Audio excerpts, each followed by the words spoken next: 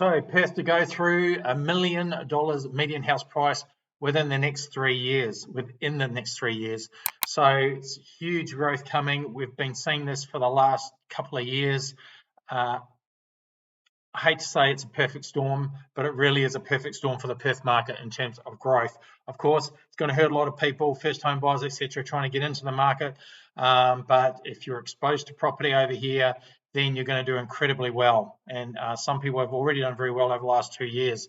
But it's been a long time between drinks because, prior to that, we had about 14 years where Perth as a whole really got net zero growth. And that came off the back of our last major growth cycle, the growth part of that cycle finishing in 2006-7, and then, as is normal for the property cycle, you have these fairly extended periods where they take a break. And it's because you get such major growth during the few years that are clumped together when the market really moves. And of course, when you look at all of that and you extrapolate it over, say, a 20-year period, you realize that property really does average around about a 7 to 8% compounded growth year on year. So, that's not going to happen every year, but if you get 10 to 14 years or so of pretty much stagnant, then these few years where they really, the growth really gets turned on, you do get these really high growth patterns that we see. Now, this growth cycle that we're seeing in Perth at the moment, which is also some of these factors are also happening around the rest of Australia in terms of constraints around not having enough tradies to get developments done, build more houses, etc. Everywhere is, I think, pretty much every capital city in Australia is short housing, and it's no different over here. And of course, we've got shortage of tradies, so that just exacerbates the problem. In the apartment market, where I specialise in, we also have this issue where in Perth in the last 12 months, around about, we estimate 70% of new developments didn't go ahead for apartments because they just weren't feasible anymore. So the cost of construction is so great, those developments didn't stack up.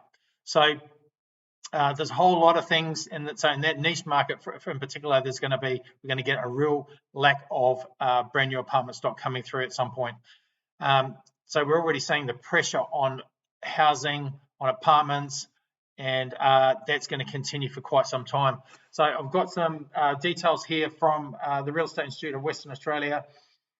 We're now down to very low listing levels, low days to sell, and I'll take you to their website where we can see some in-depth analysis. I'll just move this out of the way. And I like to look at this. This is a good thing to keep your eye on the Real Estate Institute of Western Australia website.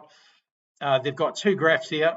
Obviously, a bar graph, that kind of dark bluey green color, and then there's a line graph with those dots on it. And what we're seeing here is on the bar graph, if I bring that through here, we've got median selling days. So, listings, I should say, the amount of listings on the market. So that has literally just dropped from last night. They must have just updated that because it was just over 3,000. So we're below 3,000 listings as of May 2024.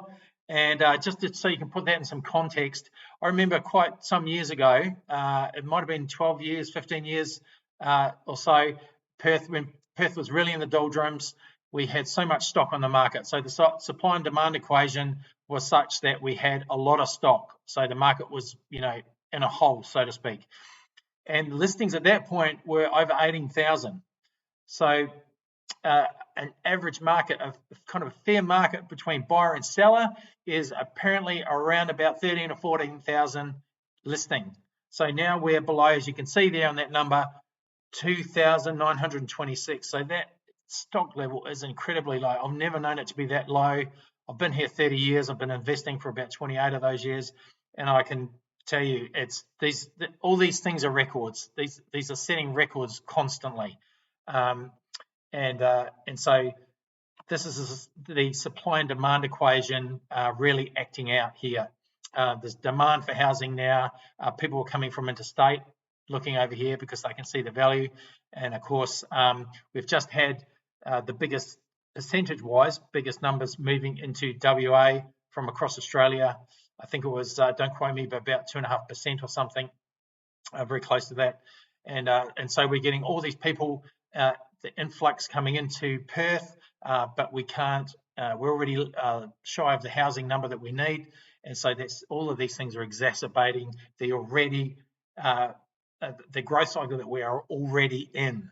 So it's just kind of putting it on steroids. And so I can see things getting pretty crazy. And of course, these forecasts that are coming out are starting to tell us that, because you don't get too many forecasters saying things that they don't really honestly believe are going to happen.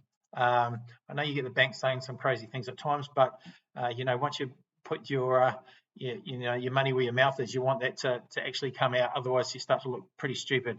So we've got listings very low there. And if I click onto the line graph there, we can see that median selling days in May is down to 8. So we're May the 14th. Some of this data is May. Some of this data that I'm talking about will be prior to May. It's just different data that I've picked up as I've had a bit of a look around to see what the latest facts and figures are that I can find for you. So the median selling days 8. What does that really mean? It means that is the demand in the market, because if a house, the average house, is sitting on the market for 8 days before it gets sold, and we can see if we go back here some way, there's 58 days here back in August 2019, and so on, goes down lower here. But this gives you can see how it's fallen like a stone through this area here into 2020. And this coincided with the Perth market starting to grow again right around this point. So you can see it's drop, and it just seems to continue dropping, and it stayed down at this point for a while now.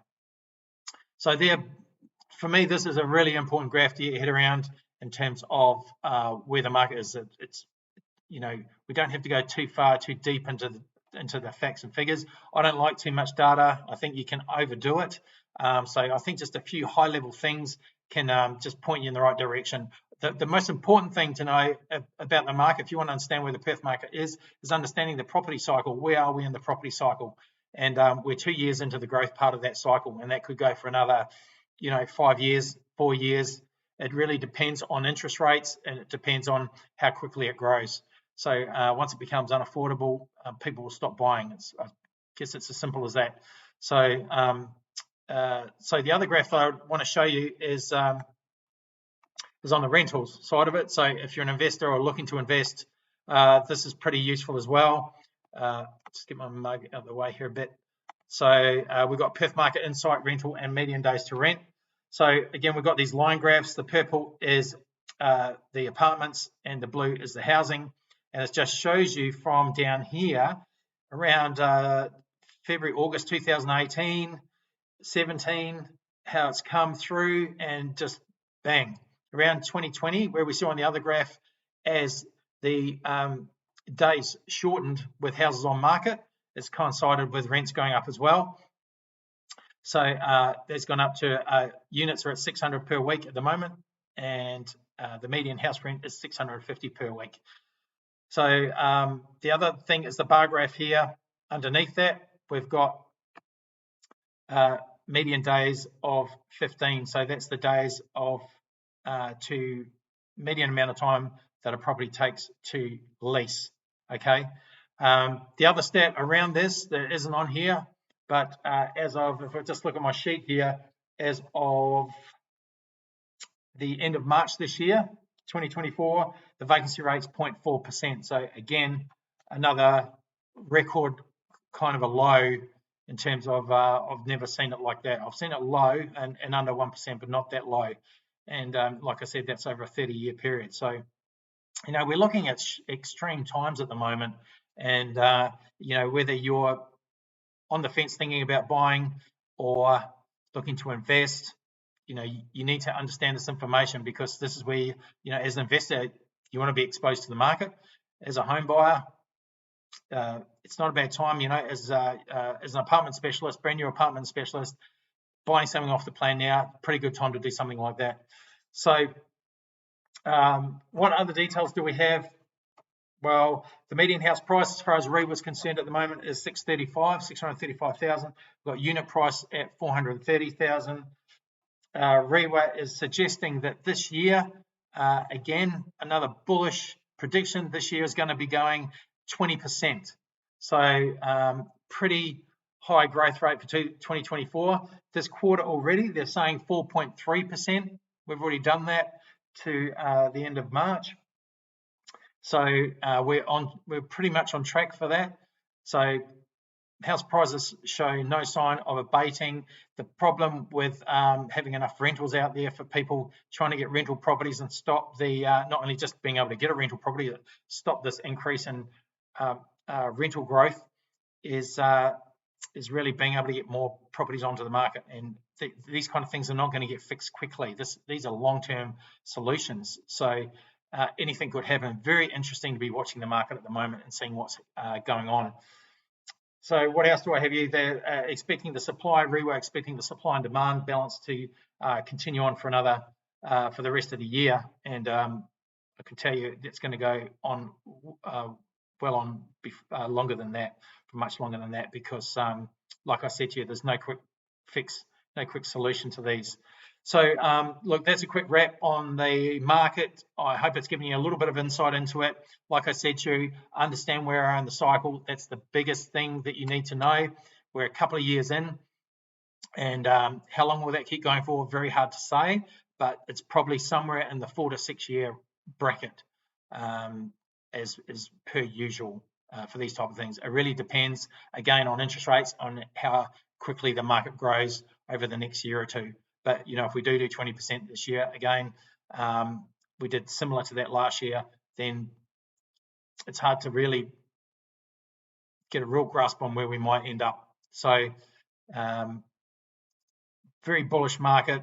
The kind of the niche thing to look at the moment in terms of apartments is, like I said to you, because of the construction cost, a lot of apartments got taken offline. So we're going to have a period where very few apartments coming through, but because of the growth at the moment, it shouldn't take too long for them to start coming back online as developers start to do their feasibilities and they start to stack up again. But again, these things don't happen overnight. So I hope you got something out of that. I hope to see you in my next video, and I hope that if you're looking to do something, you're interested in the apartment market here in Perth, the brand new apartment market, we do off the plan. We've got some projects coming to fruition. We've got some stuff completed. And if you're interested in that, you can just contact me. I'll have my details below the video here somewhere around that you'll be able to get hold of me if you wish. All right, that's it. Have a great night, and I'll see you in the next video.